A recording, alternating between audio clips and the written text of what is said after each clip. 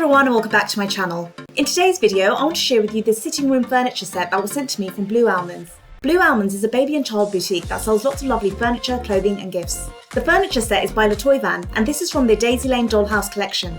It has 22 pieces and these include a sofa and armchair with cushions, a fireplace with a mirror above the mantelpiece,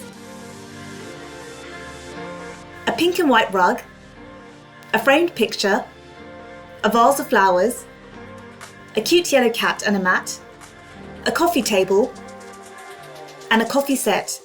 The furniture is very sturdy and well made. It's an ideal size for Sylvanian families, Littlest Pet Shop and other similar sized toys and dolls. What I really like about the set is the classic design and attention to detail like the logs in the fireplace. Overall, the furniture and accessories are very cute and I think the set makes a great addition to any 1/12 scale dollhouse.